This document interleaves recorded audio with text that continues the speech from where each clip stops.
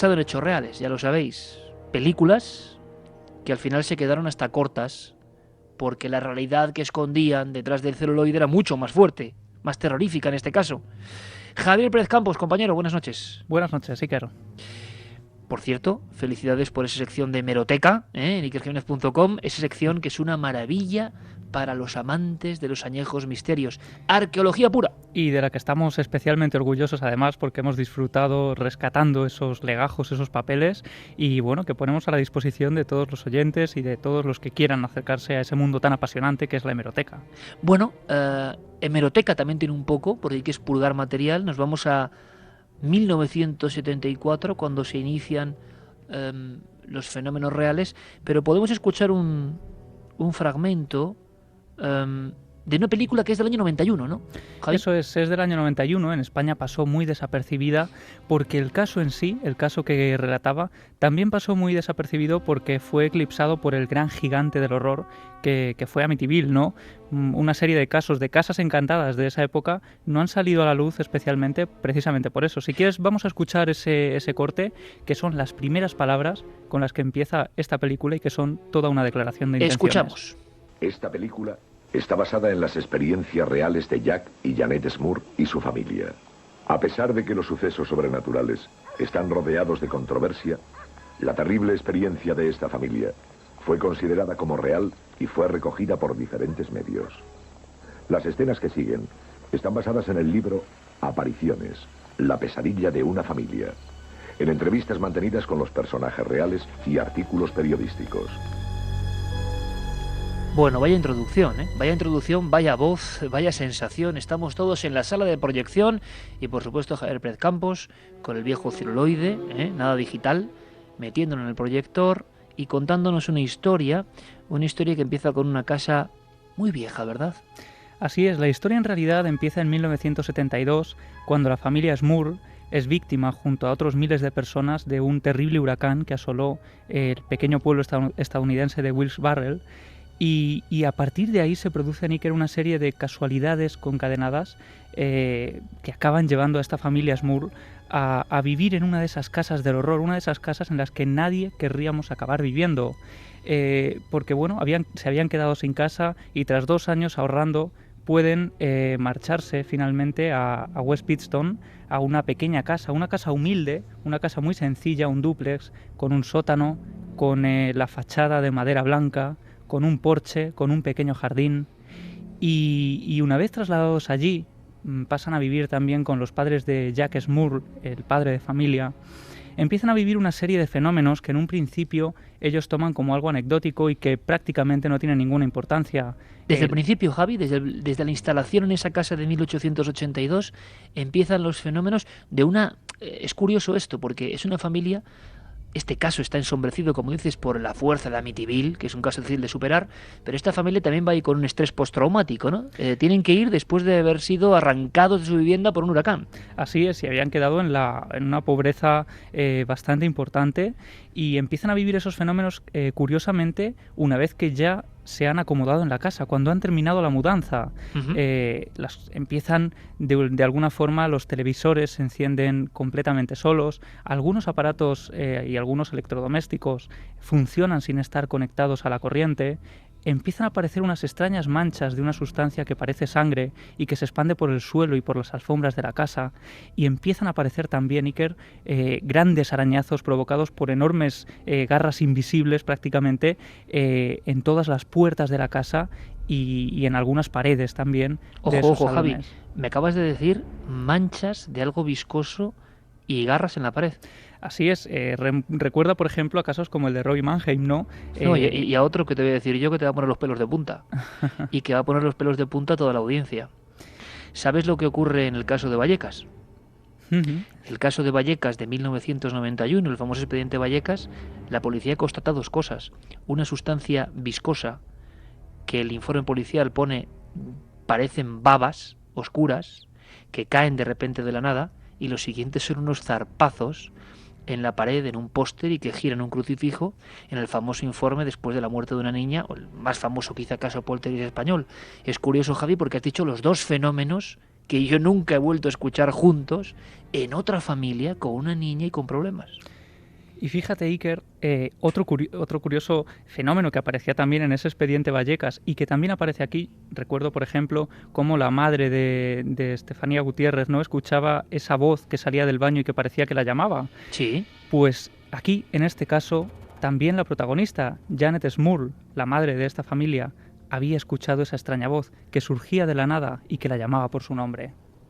Las cosas empezaron cuando Janet estaba en el sótano haciendo la colada y escuchó a alguien que la llamaba Janet, Janet.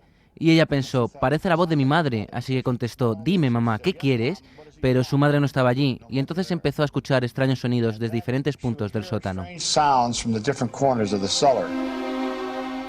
Bueno, ahora mismo, compañero Javier Pérez Campos, estoy muy sorprendido porque esa fenomenología precisamente dio lugar a muchas sospechas por parte incluso de investigadores que, como en todo, también tienen su particular librillo, aunque sea en la parapsicología, que no hay cosa que tenga más contraste, ¿no? Ortodoxia y normas con una cosa como lo inexplicable, pero les extrañaba a todos lo que contaba el informe policial de Vallecas. La muerte de una niña después de hacer la ouija y una serie de problemas, una psicosis colectiva en una familia que acaba durmiendo en el salón porque ven unas sombras. Las sombras se definen como de unos 2 metros, altas, delgadas, varias diferentes. La voz en el baño. En fin, el caso que todos los oyentes de Milenio conocen seguro. Pero lo extraño es que en el informe, repito, aparecen una especie de zarpa con 3 dedos o 3 garras que rasga la pared de arriba abajo y rasga un póster. Y luego, en 2 puntos concretos, uno en una mesilla y otro junto a una fotografía, la única foto de la niña, antes de quemarse, una sustancia que la policía identifica como babas y que ven caer del aire. O sea, no es que nadie precipite esa sustancia.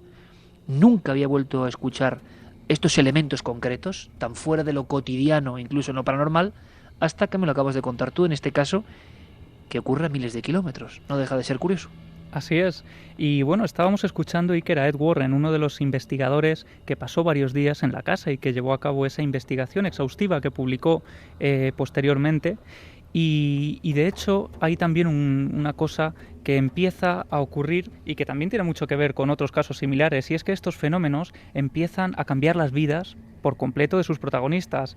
Empiezan a acarrearles graves problemas de salud, uno de los hijos a punto de morir incluso porque bueno, pues se agrava una de sus enfermedades, grandes averías en el suministro eléctrico, en las tuberías, todo ello les hace tener que pues llevar a cabo una serie de arreglos cada mes que les acaban dejando en números rojos.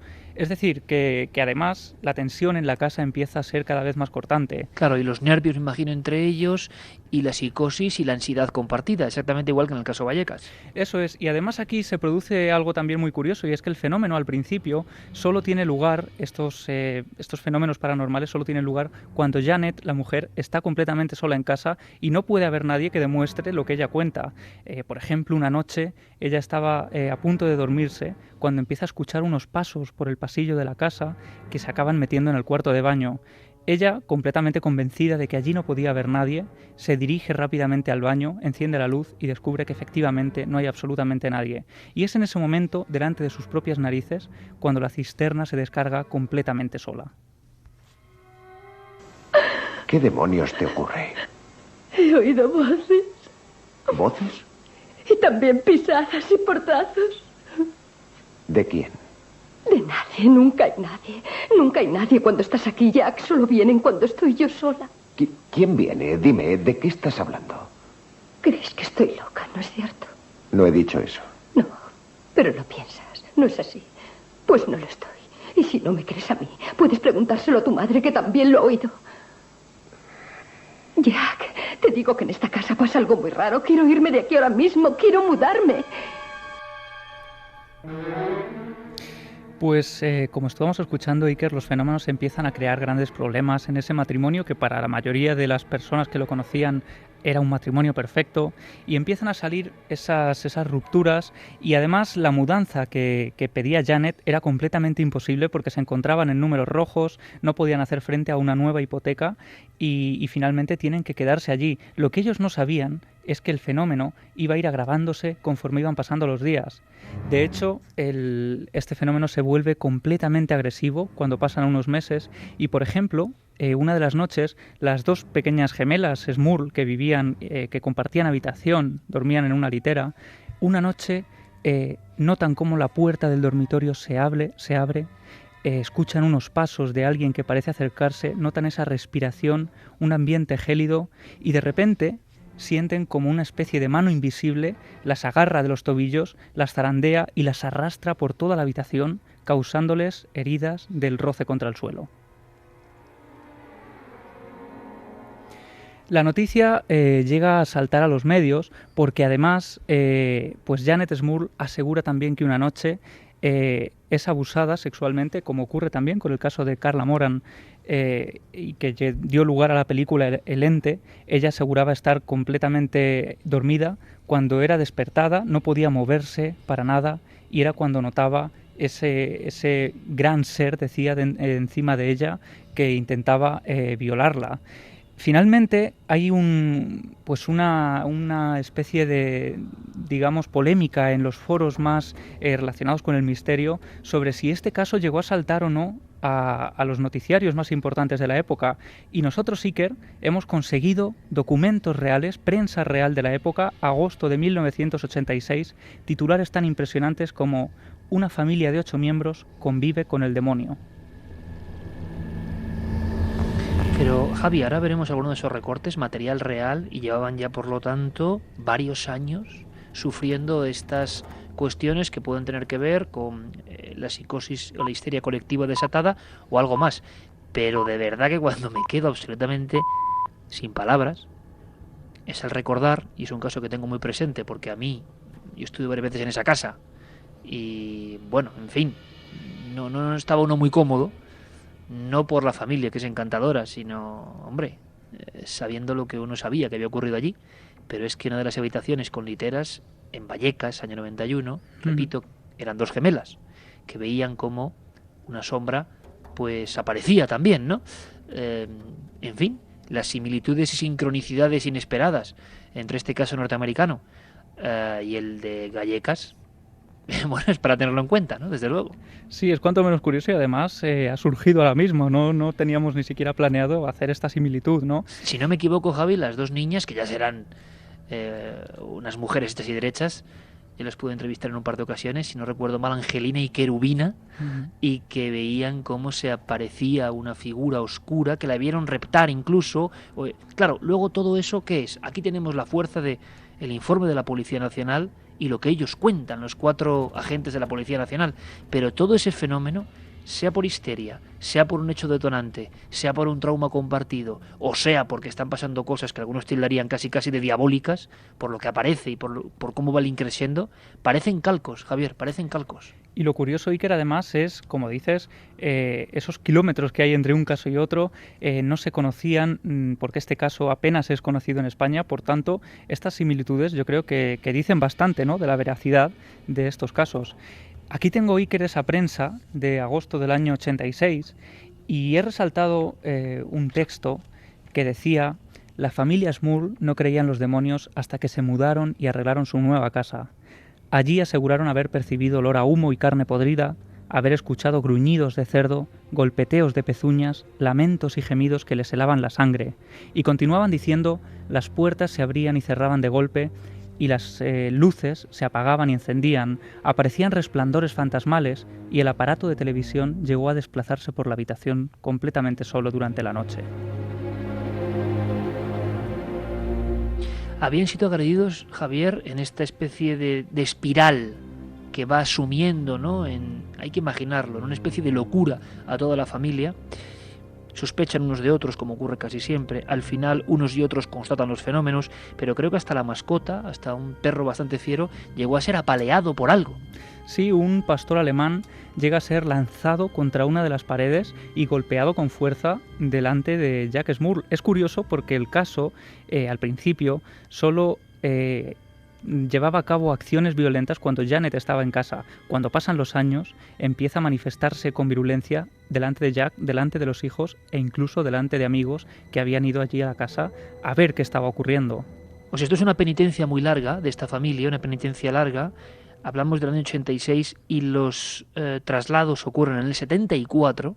La casa es mucho más antigua y no sé si nos revelará algo o no, pero poco a poco toda la familia, para los psiquiatras tendrá una explicación, para los parapsicólogos tendrá otra, van siendo partícipes de fenómenos que siguen increciendo. ¿Y qué hacen? ¿Hasta qué punto? ¿Llegaron también a estar encerrados como la familia de Vallecas en su propio salón?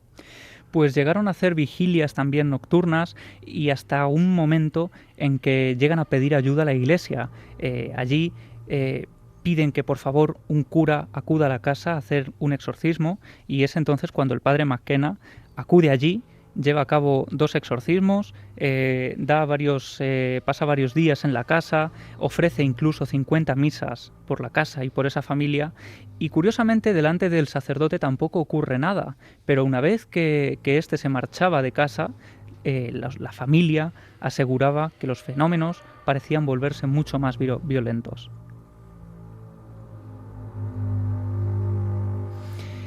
Y ocurre, Iker, después de esos 2 exorcismos, otra noche en la que Janet estaba sola en casa, a finales de 1986, ella acude a la cocina para hacerse la cena. De repente las luces empiezan a fallar y nota a sus espaldas como esa sensación de que alguien está mirándola fijamente. Cuando Janet se da la vuelta, ve como un extraño humo, una especie de figura que se está formando delante de ella misma, y allí aparece una figura que también te sonará, 2 metros de altura, completamente espigada, oscura y que parecía no tener rostro. Simplemente se limitaba a mirarla fijamente.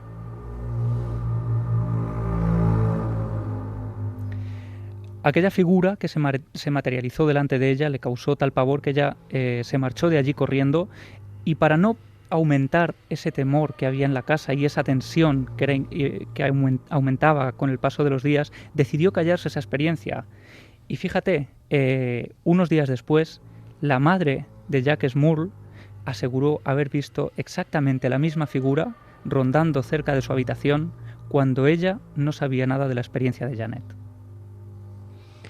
Y después, al parecer, en una situación insostenible, Javier, esta familia pasa de esa especie de colaboración con la Iglesia o a nivel de exorcismos, que no les es muy fructífera, que no resuelve el misterio, los fenómenos siguen, y conectan con unos parapsicólogos, una pareja, que han aparecido ya en algunos de los grandes clásicos de los 70 y 80 en las casas encantadas americanas. Sí, contactan con Ed y Lorraine Warren, que son precisamente la pareja que había investigado también en el caso de Amityville y que lo haría años después en el de Connecticut. Y si quieres, Iker, vamos a escuchar cómo en la película aparecía este primer contacto con la pareja de investigadores. Señor Warren. Ed, llámame Ed. ¿Qué deseas? ¿Cuánto cobráis por ayudar a la gente con sus espíritus? Eso lo hacemos gratis. Vivimos de nuestras conferencias. ¿Por qué? Tenemos uno. Es decir, un espíritu. ¿Por qué piensas eso? Algo entró en mi habitación y me tocó. Lanzó una lámpara sobre mis hijas. Susurra y golpea las paredes y ya no podemos dormir. Estamos todos muy cansados. Y nadie nos cree. Yo creo que estoy perdiendo la cabeza. ¿Se ha materializado? ¿Qué? ¿Ha tomado forma? ¿Se ha aparecido? Sí, lo ha hecho. La pareja de los Warren, los investigadores, pasaron varios días en la casa y, curiosamente, grabaron absolutamente todas las pruebas y experiencias que llevaron a cabo allí y obtuvieron una serie de resultados que, cuanto menos, son curiosos. Ellos llegaron a decir que en la casa habitaba un demonio y 3 espíritus. Decían que uno de los espíritus era un suicida que había fallecido en la casa antes de que ellos llegaran. ¿Y cómo llegaron a esas conclusiones los Warren, Javi? Pues todo ello a base de sesiones de espiritismo, de sesiones de Ouija y de otra serie de pruebas que ellos, como digo, grabaron absolutamente todas y cada una de ellas. Vamos a escuchar, si quieres, unos segundos de una de ellas y te cuento qué es lo que estamos viendo. Pero esto es una grabación, lo que vas a poner el audio de una grabación original de los Warren. Eso es una grabación absolutamente real, un documento, podemos decir, prácticamente histórico y muy desconocido en cuanto a lo paranormal, porque es la grabación de un fenómeno paranormal en una casa mítica del misterio en el año 86. But you can see if the chair keeps sliding backwards. You're holding it down, aren't you? It's got that much strength to it. Lo que estamos viendo, Iker, o escuchando. Escuchando ahora mismo, pero bueno, nosotros podemos verlo, son las Sí, imágenes de pues una niña, la pequeña de las hermanas gemelas de los Smurl, haciendo los deberes en la cocina, en la mesa de la cocina. Ella está sentada en una banqueta y de repente ese taburete se desliza hacia atrás de forma brusca y como por unas manos invisibles. La madre vuelve a poner la silla en su sitio mientras la pequeña sigue trabajando y una vez más, Iker, la silla vuelve a ser desplazada con fuerza hacia atrás. De alguna forma, Javier, estábamos viendo lo que luego, bueno, o lo que había llevado antes, unos años antes, Spielberg magistralmente produciendo en Poltergeist, produciendo la película, ese movimiento de sillas exagerado por el cine, pero que al parecer estaba ocurriendo. Los Warren siguen ahí, siguen investigando, siguen grabando. ¿A qué conclusión llegaron? ¿Llegaron a atrapar visualmente alguna de esas figuras? Pues no llegó a materializarse nada delante de esas cámaras, salvo por esta serie de pues de pequeñas pesquisas que consiguieron grabar. Efectivamente, además, en las grabaciones podemos ver un punto de vista en el que se ve la silla completamente, pues no se aprecia al menos ningún hilo ni ningún trucaje, y además llega un momento en que la silla llega a ponerse casi a dos patas y no se vuelca para nada. Grabaron otra serie de cosas como sonidos, golpes, también objetos que se movían solos. Las sesiones de espiritismo fueron grabadas absolutamente todas y la conclusión a la que ellos llegaron es esa, ¿no? Que la casa estaba habitada por un demonio y por 3 espíritus que habían vivido allí antes de que llegaran los Smurl y no pudieron hacer absolutamente nada por limpiar esa casa. De hecho, una vez más, y al igual que había ocurrido con el exorcista que había intentado ayudarles, pareció que el fenómeno volvía a empeorar aún más. ¿Y qué pasó, Javi? ¿Cuál es el final de esta historia? ¿Qué hizo esa familia? ¿Pudo mudarse? Pues al final llega el año 1989 y la familia estaba ya en un momento muy difícil porque además, a raíz de la publicación en todos los medios de comunicación de este caso, se crea un gran fenómeno social y llegan a ver la familia Smurl cuando estaban pues, durante varias noches a través de las ventanas de su salón auténticas peregrinaciones de personas con velas alumbrando en procesión, caminando alrededor de la casa, rezando, e incluso alguna mañana llegaron a encontrarse en el porche, en las escaleras del porche, velas negras y otro tipo de ofrendas que algunos personajes extraños pues ofrecían a ese demonio que los Warren decían que había habitado en esa casa. Finalmente, pues los Smurl consiguen un dinero, consiguen marcharse de esa casa presas del pánico y ya en un momento de crisis incluso de la propia pareja absoluta. Y ocurre algo muy curioso. Cuando llegan a la nueva casa, hay una serie de fenómenos como esos sonidos, esas llamadas a alguno de los miembros de la familia que siguen reproduciéndose. Y ellos llegan a la conclusión de que han sido perseguidos por uno de esos espíritus que habitaban en la casa. Es decir, que finalmente ordenan otro exorcismo en la nueva casa y por suerte esta vez sí que parece tener efecto y pueden descansar tranquilos. Javi, empezábamos con una casa, con una imagen de una casa humilde, un dúplex, construida en 1882, que da origen a esta película de 1991, prácticamente 110 años después, The Haunted, y esa casa sigue en pie. Sí, la casa sigue en pie, además conserva su estructura exactamente igual.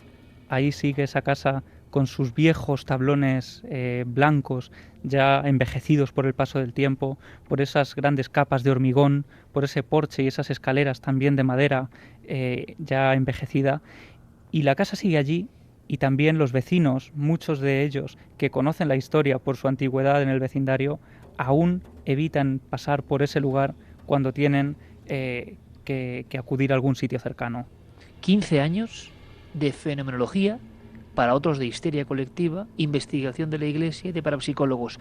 Es el resumen de una película que en el fondo tampoco tuvo suerte comercial, como no tuvo suerte el caso en los primeros años, porque estaba a la sombra de ese coloso que es Amityville. Pero en el fondo es una familia que además verá su vida truncada completamente, con problemas internos entre los miembros, quizá motivados desde antes o alentados por esos fenómenos que raras veces se dejan atrapar y que parece que tuvieron sus batallas personales en los años 70 y 80 en muchas casas de Estados Unidos. ¿Cuántos casos que investigarían los Warren y otros investigadores en su tiempo, habrán quedado sepultados definitivamente. Conocemos algunos, yo recuerdo cuando Carmen sacó otro caso de los Warren impresionante, el de aquella familia que fue a vivir a lo que era una antigua funeraria, y se encontraron los ataúdes, y se encontraron el material forense, y empezaron a pasar cosas. Era un caso terrorífico como pocos en Connecticut, creo. En fin, una casuística un poco olvidada y que el cine intentó resucitar, como hemos hecho esta noche con nuestro viejo celuloide, con la sección de basado en hechos reales. Javier, como siempre, gracias por la emisión de la película y hasta la próxima. Hasta la próxima, Iker.